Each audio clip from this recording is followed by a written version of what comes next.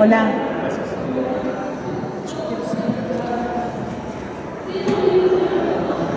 Bueno, ¿qué tal? Buenas noches. Ahora sí se escucha mejor. ¿Qué problema? Polenta. Bueno, en primer lugar, agradecer la invitación de la Cámara Departamental del Libro de La Paz, que de manera muy cordial, a través de Fernando Barrientos y de María José Ferrer Solar, me han invitado muy cálidamente a participar de este ciclo, que es verdaderamente un honor tener en el marco de la Feria del Libro de La Paz, porque tenemos 5 autoras muy destacadas en el ámbito de las letras bolivianas, y me interesa particularmente, como una estudiosa de la narrativa boliviana, destacar la importancia de la escritura de estas mujeres en el campo literario de Bolivia. En ese sentido, entonces, bueno, estoy muy contenta y honrada de compartir esta mesa con ustedes. Con algunas de ustedes ya he compartido otras veces y estoy muy feliz por volver a repetir esa experiencia. Y bueno, más o menos lo que quería hacer era invitarlas a participar, a hacer un ejercicio juntas, entre todas, pero sobre todo entre ustedes, para poder hacer una reflexión sobre la escritura a partir de 2 ejes que a mí me interesan particularmente, que son las territorialidades y las textualidades, pero no en el sentido obvio de una primera lectura, sino más bien problematizándolo y complejizándolo. Obviamente estas ideas forman parte de mi investigación, estoy haciendo un doctorado en letras con este tema, y entonces, bueno, perdón si suelo sonar un poco académica, no es mi intención, pero en realidad es lo que soy, entonces, bueno, a ver qué sale. Un breve párrafo y después vamos a las preguntas, ¿sí? Territorialidades y textualizaciones. El panel que tengo el honor de compartir hoy revela el trabajo de estas autoras que a partir de diversos recursos y estrategias narrativas desarrollan una escritura que resulta emblemática del momento particular y situado de las letras bolivianas contemporáneas. Así, desde 2 materialidades diferentes como lo son el territorio, y cuando digo territorio no me refiero al espacio geográfico, sino al lugar del que se apropia la subjetividad de las autoras, y la textualidad, la escritura funciona como el enlace catalizador de las emociones y percepciones de mundo que presentan estas escritoras en sus trabajos.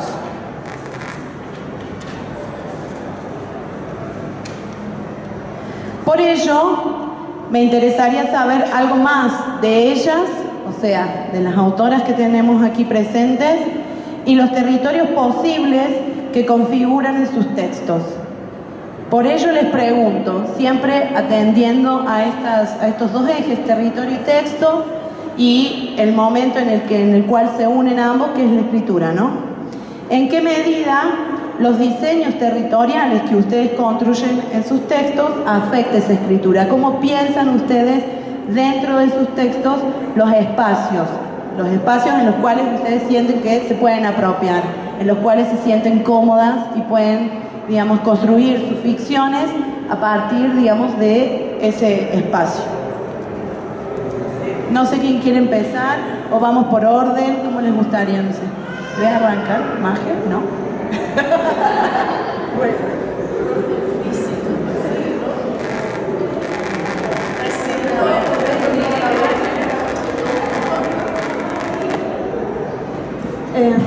Bueno. Gracias Magdalena, primero por tu interés en la producción boliviana, que durante mucho tiempo ha pasado con muy bajo perfil en otras academias que no fueran las propias bolivianas. Entonces, de verdad, es muy generoso de tu parte, ¿no?, este interés tan apasionado que demostras. Los 2 ejes que has planteado parecen a primera vista sencillos, ¿no? El territorio y el texto parecen casi obvios, porque si no hay la construcción de un espacio, la narrativa no tiene la densidad que precisa para asentarse en su comienzo y en su final. Entonces De hecho, ya esa longitud, comienzo y final, constituye de por sí un espacio, ¿no?, simbólico al que podemos además adherirle, digamos, una capa de suelo y nominar ese suelo, llamarlo Santa Cruz o llamarlo Lima o llamarlo Haití. Es decir, podemos nominar esos espacios simbólicos que construimos en nuestros textos. Por eso digo que parece algo obvio, y sin embargo cuando lo planteas y nosotras dubitamos acá quién comienza, es porque creo que es difícil y no es natural para quien escribe empezar a construir ese espacio en el texto desde esa premisa, ¿no? Desde la pregunta, ¿qué espacio estoy construyendo? El espacio respira casi tan naturalmente como un personaje. Entonces, ahora que hacemos el ejercicio a la inversa de pensar y cómo construyo yo mis espacios, iré como tartamudeando un poco para responder. Por ejemplo, en Para Comerte Mejor, que es el libro que presenté anoche con Editorial El Cuervo, una de las cosas que me observaba un periodista en una entrevista me decía, en tus cuentos hay muchos espacios. Por ejemplo, hay un cuento que tiene como localidad Haití durante la época del terremoto. Hay otro cuento que se desarrolla en Montero, en Santa Cruz, ¿no?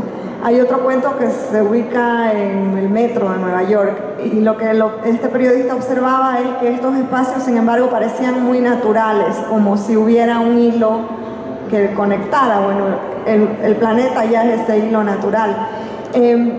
¿Cómo elige uno un espacio dentro del texto?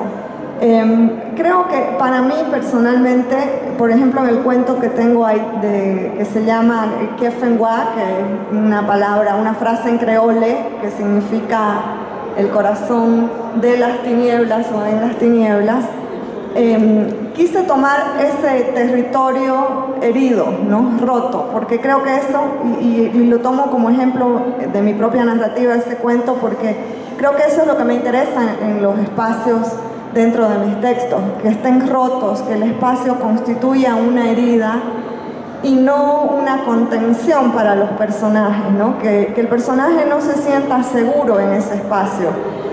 Siempre creo que la incomodidad es uno de los lugares más ricos para narrar, ¿no? Y yo intento que el personaje no reconozca el espacio donde ha crecido o ha amado, sino que ese espacio se vuelva en contra suya, que sería un modo de desnaturalizar también al propio personaje. Entonces, el terremoto de Haití en este cuento para mí es el momento en que literalmente el piso se nos abre, ¿no?, y nos quedamos sin esas referencias de vida. Entonces, por eso es que para mí este piso se abre porque hay heridas históricas que yo quiero sacar a la luz en este cuento. Se abre para mostrar los muertos que ya teníamos y los nuevos que vamos a devorar con la tierra, ¿no? Entonces creo que en general en mi narrativa, como por ejemplo en 98 segundos sin sombra, que es una novela que saqué hace unos meses con El Cuervo también acá en Bolivia, tengo un personaje, la protagonista es una adolescente que crece en un pueblo llamado Terox, que es ficcional, pero que tiene como rasgos, trazos, biografemas del pueblo montero, ¿no? Y ahí, cuando digo biografemas, también lo que me interesa es quitarle al espacio su marco referencial nítido y legible y llevarlo al territorio de la ficción puramente, porque creo que ese es mi trabajo, ¿no? Apropiarme de algo que no es mío, que podría ser un espacio real, y ficcionalizarlo. Y ficcionalizar no es solamente deformarlo, sino realmente suspenderlo como una capa, así es como lo pienso, disculpen mi metáfora, suspenderlo como un espacio que levita sobre lo real, ¿no? Y en 98 segundos sin sombra quise construir este pueblo muy parecido a Montero, con momentos históricos del narcotráfico, la cocaína, la llegada del decreto 21060, pero que constituyeran justamente las heridas de ese espacio, abrir ese espacio a partir de estas intervenciones, ¿no?, de la cocaína y del neoliberalismo brutal. Entonces, digo que he tartamudeado porque cuesta mucho teorizar sobre cómo uno mismo construye.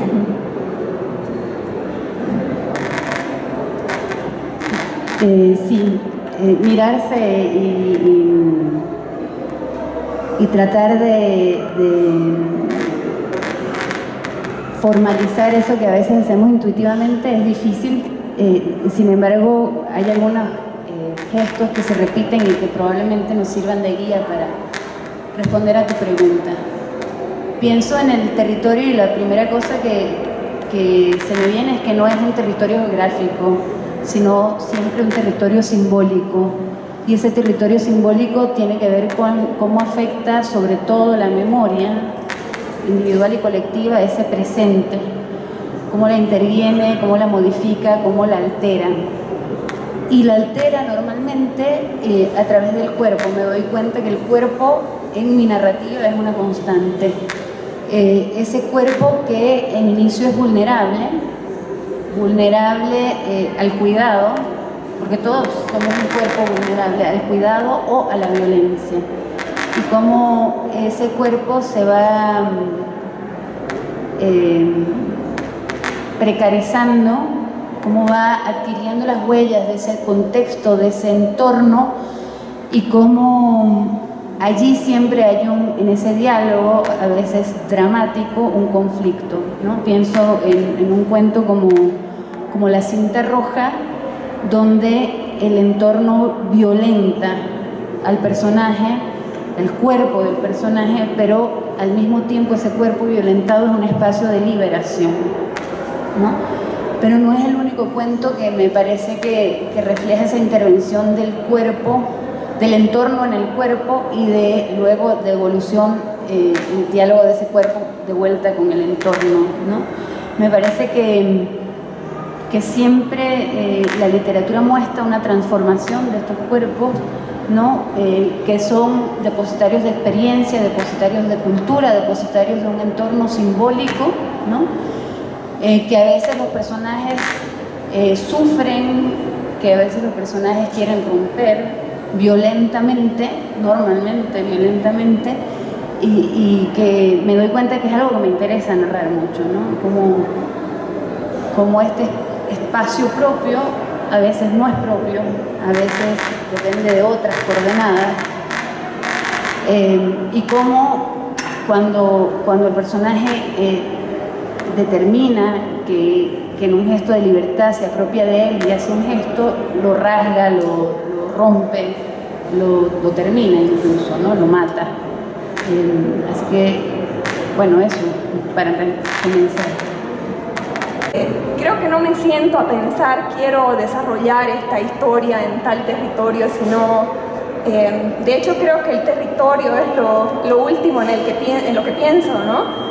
Más la manera en que trabajo, la manera en que viene una historia a mí, es sí a través de una imagen, pero no necesariamente a través de un contexto específico, ¿no? En esta imagen hay algunas cosas que me inquietan, que me intrigan, que me molestan, y a medida que voy escribiendo voy desarrollando ese contorno, ¿no? Ese entorno. Entonces yo diría que es una de las últimas cosas en las que pienso, pero no por eso menos importante.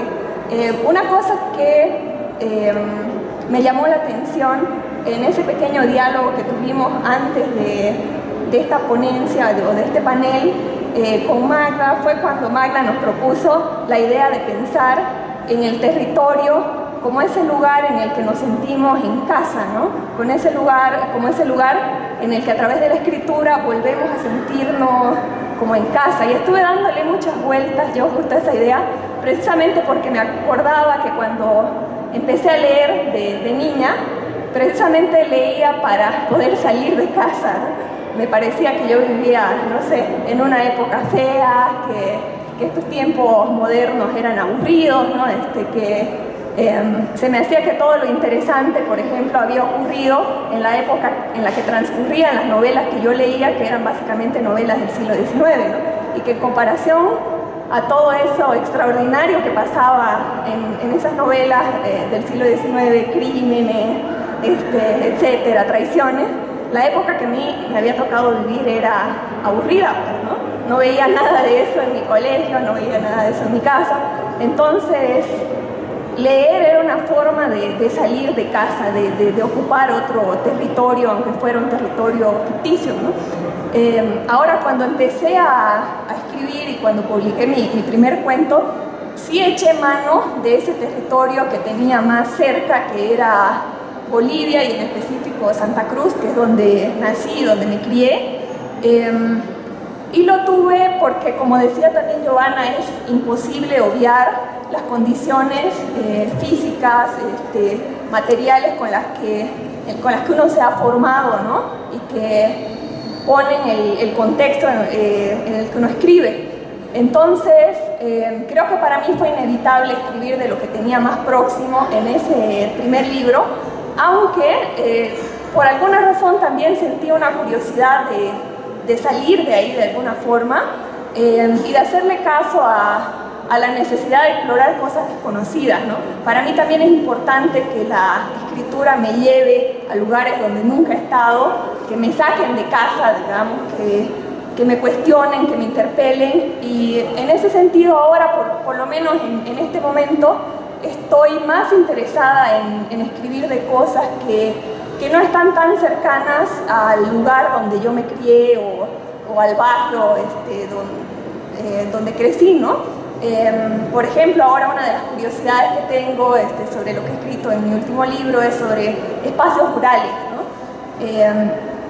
Por varios motivos, no sé si puedo analizarlo mucho, no sé por qué escribir sobre una cosa me obsesiona, no sé cómo llega la obsesión a mí, pero sentía que si bien el escribir sobre una ciudad es escribir un poco sobre también la seguridad que nos ha creado ese espacio ciudadano, ¿no? Donde tenemos nuestra casa y a la que volvemos, etc. El campo tiene algo un poco más inquietante porque nos enfrenta con fuerzas a las que no podemos controlar, ¿no? La naturaleza siempre tiene un factor que se nos escapa y que nos enfrenta también en los casos más extremos a nuestra propia supervivencia, ¿no? Y en ese sentido, esa sensación de enfrentarse con eso que está allá afuera y que no necesariamente nos protege, sino más bien nos coloca en una situación más precaria, me interesó escribir desde eso, ¿no? Y un poco enganchando a lo que decía Magela, esa sensación de incomodidad tiene que ver mucho también con el cuerpo y cómo reaccionamos con el cuerpo a esa incomodidad.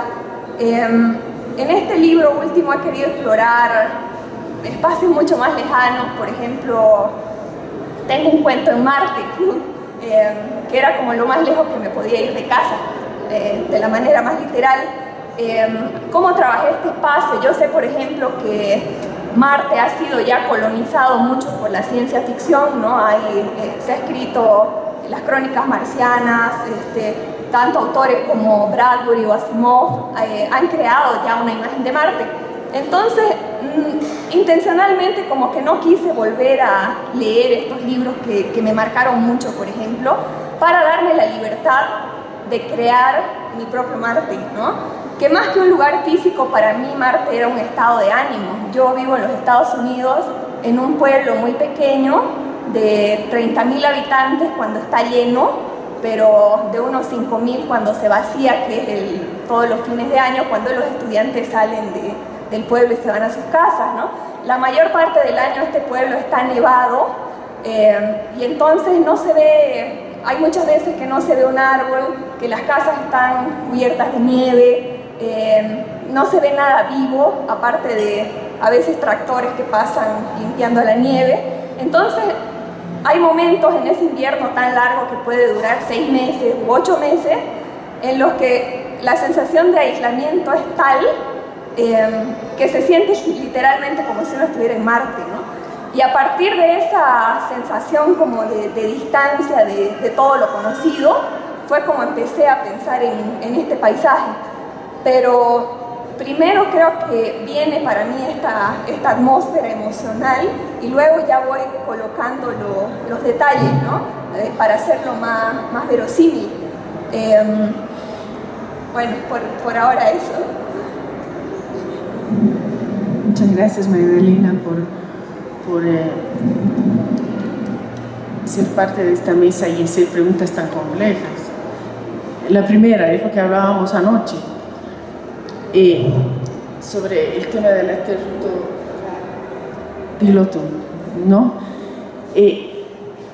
Mi literatura es muy distinta a la literatura de mis tres queridas amigas. Ellas escriben historias de ficción, la Lili escribe sobre Marte, del Chapare, de Montero, de Santa Cruz, y son historias más bien contemporáneas. Yo no. Yo, como les decía, soy periodista, tengo la formación de periodista y me gusta pisar la tierra. No soy como la Lili, que va a escribir de Marte. O sea, yo no podría escribir de Marte. Es como yo no podría escribir poesía. Para mí el género más difícil, todo puedo escribir menos poesía, porque es el género más difícil que creo yo que puede existir, ¿no? Porque no solamente tiene un componente de inspiración, sino que hay unas reglas claramente establecidas, aunque te digan que es libre, no es tan libre como uno cree. En el caso de los libros que he escrito, siempre han sido basados en una realidad mezclada con una ficción, ¿no? Digamos, en el primero era la historia de un secuestro, más real imposible. Y yo le dije a Samuel Doravenida, o me cuentas todo o no escribo el libro, me tienes que contar todo. Me contó todo y lo plasmé en el libro. La siguiente, o sea, el libro sobre la Revolución Nacional, que se llama Los Ingenuos, yo no había nacido cuando ocurrió el tema de la Revolución Nacional. Armar esos dos libros, Los Ingenuos y después Los Infames, me ha costado muelas, porque de entrada la novela histórica es un género muy complejo, porque no te puedes equivocar en ciertos escenarios. Los escenarios deben ser precisos. Los personajes que existieron tienen que haber dicho lo que dijeron. Entonces, para hacer una cosa bien hecha, tenía que recurrir a fuentes primarias, a bibliografía que no existía. He tenido que entrevistar a falangistas, a movimentistas, recurrir a bibliotecas de libros que ya estaban totalmente descontinuados. Ir a hablar con gente es muy complejo, por eso demora uno tanto en escribir yo creo que mis próximos libros van a ser pura fantasía y voy a sacar un libro al año, porque esto de la novela histórica es muy complejo. Y para hacer la historia más amena, ahí es cuando entra la ficción, cuando inventas, cuando creas la historia de una familia, la historia de las relaciones interpersonales entre los personajes, los amores, los desamores, las intrigas, el momento histórico, una serie de cosas. En los Ingenuos como te digo, fue una pesadilla. Tuve que recurrir a bibliotecas privadas, a testimonios. Fue muy complejo, pero resultó. Después me metí a escribir Los Infames. El otro día alguien preguntaba, ¿por qué se te ocurre tal o tal tema? De pronto es un clic que te dice, este tema quiero escribir. Y yo tenía esta pasión de la Segunda Guerra, ¿no? Porque además que, como les decía, lo que ha pasado en la Segunda Guerra es apenas hace 70 años, no ha pasado en la Edad Media, ¿no?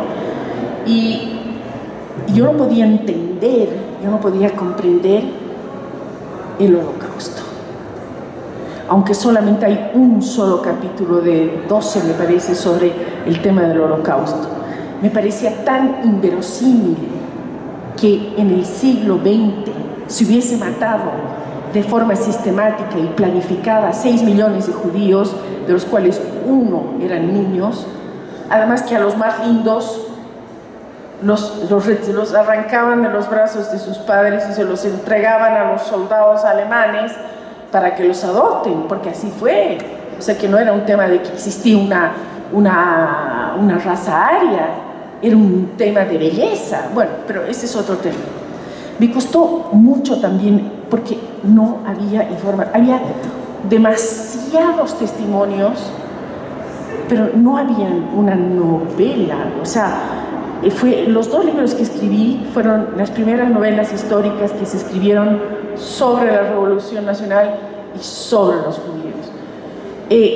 Tuve que recurrir también, todavía en ese entonces habían sobrevivientes del Holocausto, y yo tenía amigas judías a quienes sigo viendo y aprecio enormemente, y ellas me conectaron con sus padres, y así pude entrevistarlos y decirle qué significa estar eran muchachos de 15 años y que ya casi no quedan porque ya están muriendo, ¿no? ya casi se han muerto todos. Lo que significaba ser y saber que estar en estación límite, como dice Jean-Paul Sartre, la situación límite, ¿no? Que no sabes si vas a vivir o morir, ¿no? Entonces recreé escenarios que ni conocía. El otro día alguien me dijo, oye, ¿y tú cuándo has ido a Polonia? No, agarras fotografías, agarras el internet y armas Polonia. Y además no quiero ir a Polonia, porque los 6 campos de concentración más grandes estuvieron en Polonia. Y con información que leía, acompañada de una fuerte imaginación, el famoso capítulo 10, que todo el mundo me dice que es pornográfico. Yo no, francamente, no encuentro que el capítulo 10 sea pornográfico. Es una relación sexual entre el captor, que es el nazi, y la polaca, que hay una relación de dependencia sexual entre el captor, que ella ya no sabe si está enamorado o no está enamorado, si quiere salvar, no se sabe, ¿no? Eso se lo dejo a los lectores, como hace la Magela, que nos deja con sus cuentos, y nosotros somos las que tenemos que decidir que si se murió o no se murió, si lo quería o no lo quería, y qué pasó después. Ahí la Magela es la reina de la incógnita, porque ahí nos tiene fregados a todos. Pero, como les digo, para hacer la historia más atractiva, he hecho eso. He puesto en un contexto histórico real, he puesto a personajes reales mezclados con personajes de ficción, para hacer más atractiva la novela, para que la historia, yo les puedo asegurar que he aprendido muchísimo. Yo no sabía muchas cosas de los judíos, que habían traído los hot dogs a Bolivia y que habían traído las limpiezas, o sea, la limpieza en seco, trajeron muchas cosas. Yo he aprendido mucho, y es una buena manera para que los lectores puedan absorber y aprender una época importante de la historia, un momento histórico de un país. Por ejemplo, yo no sabía, todo el mundo decía que Hochschild era un chupasangre, que era un rescatista, que se había llevado la plata de Bolivia y de los bolivianos, había explotado las minas. Y de pronto una amiga judía me dice, ¿sabías tú que Hochschild contrabandeaba pasaportes, falsificaba documentos y firmas y ha salvado a miles? Para mí fue una veta de oro. Esa información, solo esa información, y en eso, solamente con esa información pude armar la novela.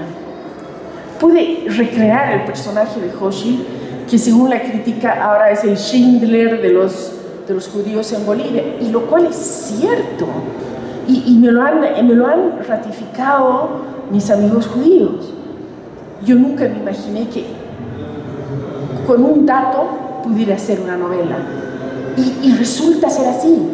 Te dicen, ¿en qué te inspiras? No te inspiras, o sea, la inspiración no existe. Lo que existe es la transpiración, la investigación, conversar con la gente, sentarse horas puliendo los personajes, los escenarios, la temática, que hay el hilo conductor, que hay el tejido. Eso es. Muchas gracias.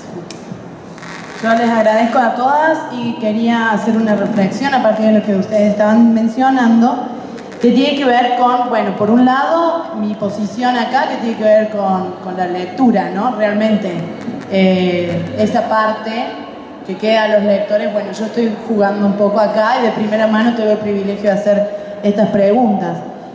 Lo que tenía de muy interesante esta mesa, y ahí pasamos al otro eje, ya nos queda muy poquito tiempo, lamentablemente.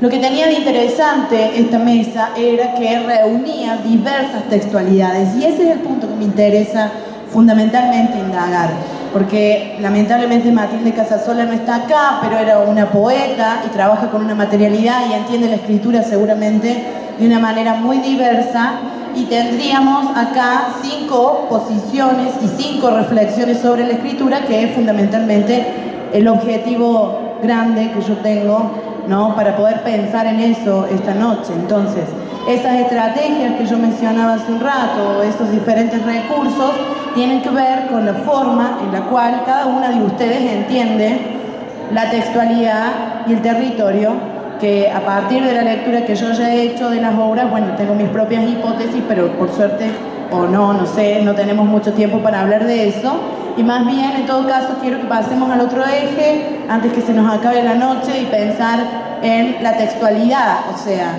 en cómo la cuestión de género a veces es subvertido, a veces es traicionado, o la tradición, por ejemplo, en el caso de La cinta roja, varias veces te he mencionado que yo tengo una común lectura respecto de la tradición ahí, pero bueno, ya vamos a ver en otro momento si la charlamos, pero poder pensar, digamos, en qué medida a veces los géneros, o sea, en tu caso vos reafirmás rotundamente, tenés una idea bastante concreta de cómo funciona el género, y bueno, a ver, hacer una reflexión de eso. Creo que a veces los géneros no están tan cerrados y la propia escritura se desborda, traiciona, corre y transita por otros lados.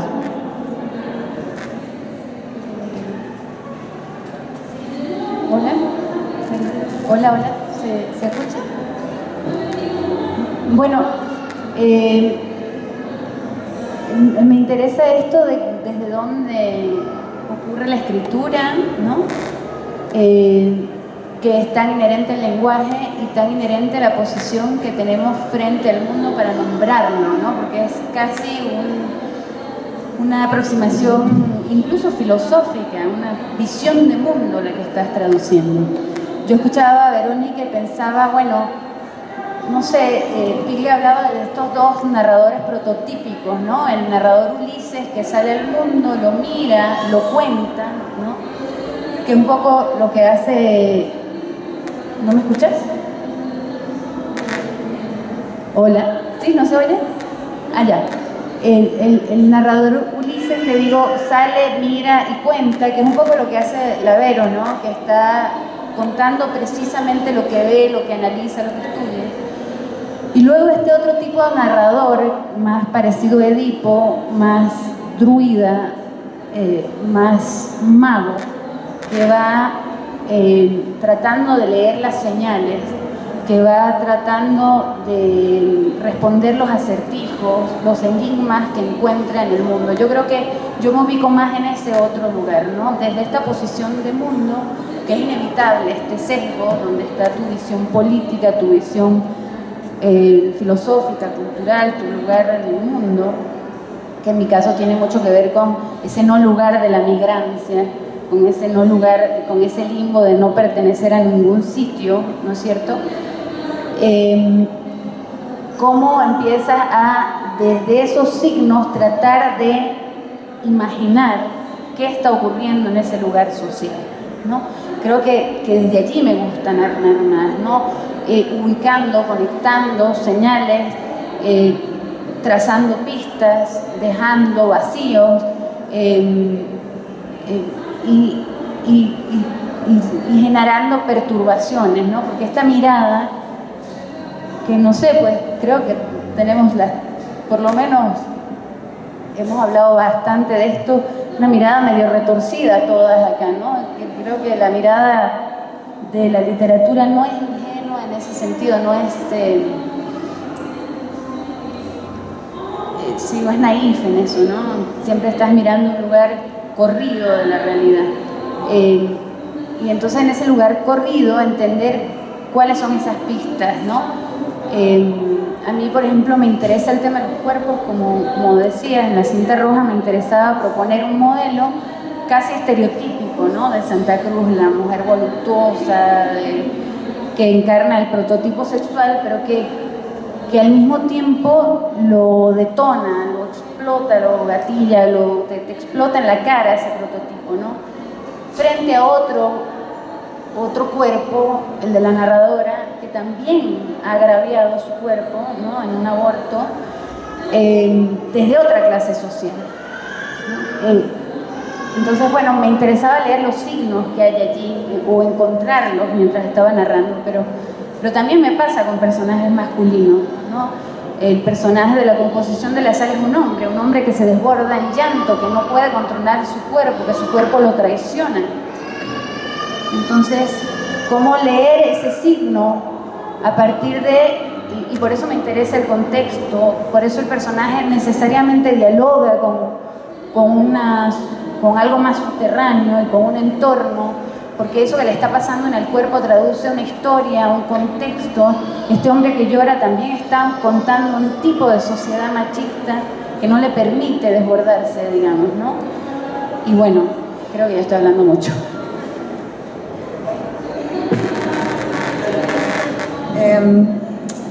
Sí, preguntabas, voy a refrescar la pregunta para ver si no se me escapa, ¿no? Preguntabas cómo concebimos nosotras o cómo trabajamos, cómo lidiamos con la idea de los géneros.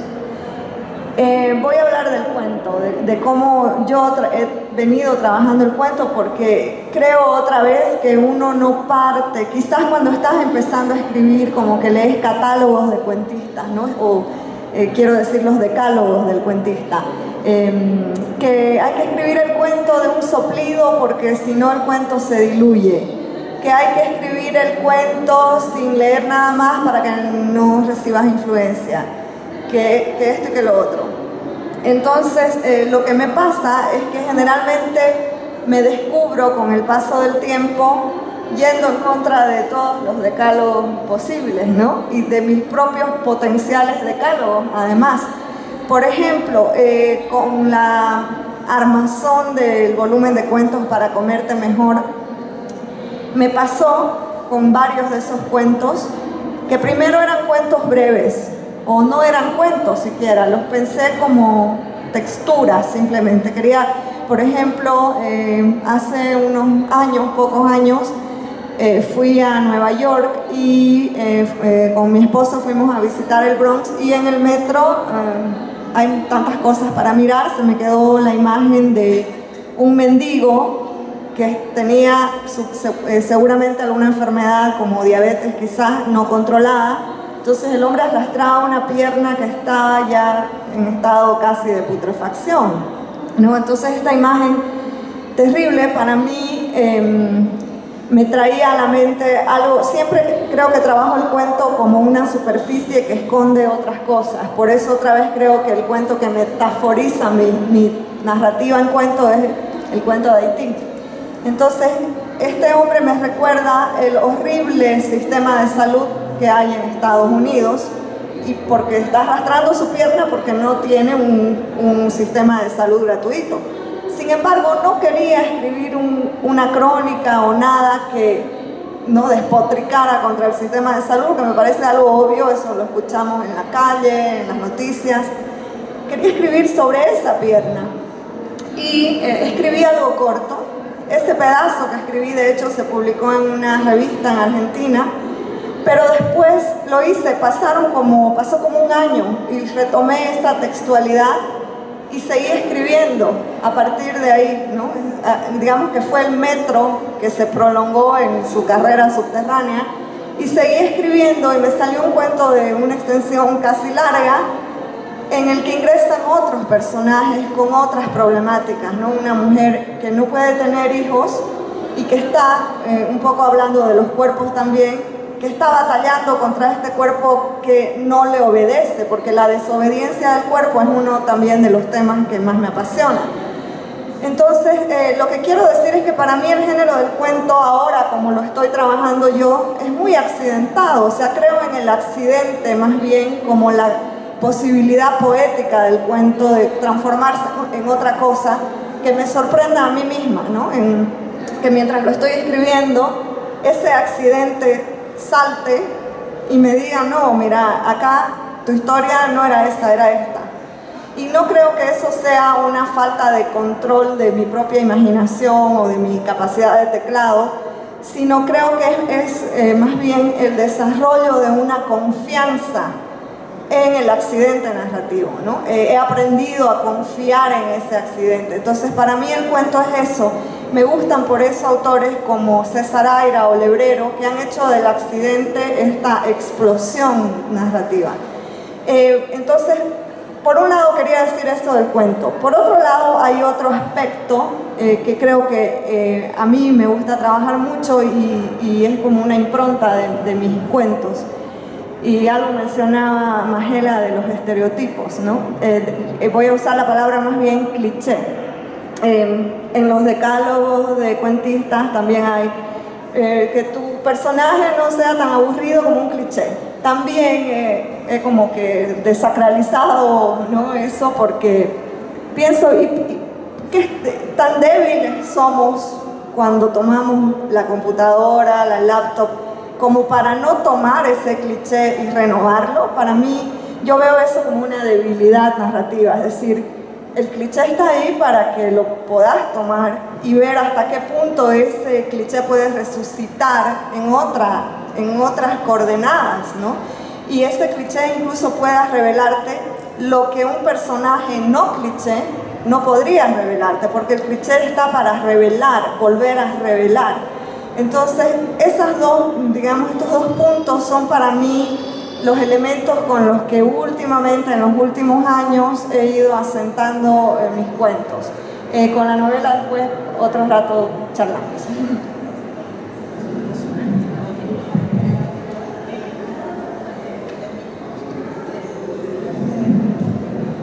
Hola. Para también tratar de contestar un poco la pregunta de Magda, lo haré en un tiempo breve porque creo que ya se nos ha acabado la hora. Yo también creo que llegué por accidente al género literario, o sea, los géneros, ¿no? Como el fantástico, la ciencia ficción, que fue creo que una respuesta a mi primer libro que tenía un tono mucho más realista, ¿no? Yo estaba trabajando con materiales más conocidos y también tenía un deseo de estallar todo ese proyecto y ver si era capaz de hacer otra cosa, ¿no? No sabía exactamente para dónde me iba a llevar este otro proyecto, pero sí empecé a sentir también cierta inquietud por lo que había hecho antes, que mis cuentos tenían mucho la voz del yo, ¿no? Del individuo. Que si pensamos en lo que es un individuo, es un sujeto que está consciente y que tiene por lo menos alguna mínima seguridad de qué es lo que es, ¿no? Cuando decimos yo, hay implícitamente ahí cierta seguridad sobre lo que nosotros somos, ¿no? Y yo quise como estallar esa seguridad e investigarla en mis cuentos a través de personajes que no saben lo que son o que no saben en qué se están convirtiendo, ¿no? Que están mutando de alguna forma violenta y que esta seguridad sobre el yo, sobre el individuo, se está torciendo y de alguna manera ellos están dialogando con aquello otro que está fuera, ya sea con lo divino, con lo satánico, con lo demoníaco, con el fantasma, ¿no? Entonces, me parece que en estos cuentos estoy explorando más lo que significa aceptar que estamos habitados por otras voces y por otras fuerzas sobre las que no tenemos control alguno, ¿no? Y de esa manera creo que me fui yendo por el género fantástico y un poco sin querer, ¿no? Con este diálogo, digamos, con fuerzas extrañas. Y también creo que lecturas que me ayudaron en ese camino fue, por ejemplo, Faulkner, ¿no? Que tiene este tipo de narración en la que se entrecruzan voces diversas. Uno lee un párrafo en el que hay voces de distintos personajes al mismo tiempo y cuesta saber quién es el que está hablando. Entonces ese sonido que es como un poco el zumbido de la historia, donde se meten varias voces, donde se cruzan varios tiempos, también me gustaba canalizarlo, ¿no? Ver qué sale de esta falta de certezas o de esta juxtaposición de voces y de tiempos, ¿no? Por ejemplo, en El sonido de la furia o en Mientras agonizo, se van uniendo varias temporalidades y uno no sabe exactamente qué es lo que está leyendo, ¿no? Entonces eso no podría decir que todas mis lecturas, ni mucho menos son de género, un poco lo hablábamos eso ayer con Giovanna, o en realidad es la pregunta que yo le hice, si es que para escribir, digamos, en un género literario ella necesitaba leer autores que lo escribieran, a pesar de que yo sí disfruto. A mí, por ejemplo, un autor que me fascina y que me encanta es Philip Dick, ¿no? Un autor de ciencia ficción, pero no es lo único ni mucho menos que leo, ¿no? Me parece que uno tiene formas de procesar lo que está escribiendo de otras formas que no tienen un correlato directo con aquello que está leyendo, ¿no? Y aquí lo dejo porque creo que ya estamos sobre la hora. En el caso mío de la novela histórica, es como lo dije antes, hemos dicho muchas cosas antes. Uno tiene que ver, tomarle el pulso si la historia va a funcionar. Pero para eso uno tiene que leer hasta el agotamiento. Tiene que investigar hasta, o sea, todos los libros que se hubiesen publicado sobre eso uno los tiene que tener. O sea, es muy complejo para que no se le vaya a uno algo importante. O sea, no te sirve tener una persona que te ayude en la investigación, porque para ella puede ser algo importante, pero para ti no, o viceversa. Uno tiene que leer los libros, y a medida que vas leyendo y leyendo, se te va iluminando. Y como te decía, los libros no se escriben con la inspiración, no. Se escriben con la transpiración, horas de horas escribiendo, corrigiendo, puliendo, trabajando, volviendo a leer, volviendo a rehacer. Es así como se escribe, al menos yo consigo así en la literatura. La suerte es que dicen, no sé, que la novela histórica es uno de los géneros que más se lee. Parece que gusta mucho la novela histórica. Yo encuentro que la ficción tiene un valor gigantesco. Por ejemplo, lo que decía la Gio, yo escribo, me sale de manera espontánea. Eso se llama creatividad. Y eso lo tienes que explotar. O sea, no todos tienen el don de la creatividad. Por eso encuentro que tampoco se puede decir, sí, este género es más que otro, no. Depende de la temática y cómo se escriban las cosas. En el fondo, eso es. Dos temas importantes, ¿no? El tema y la claridad. Y claro, los componentes que tienen ustedes, una creatividad extraordinaria.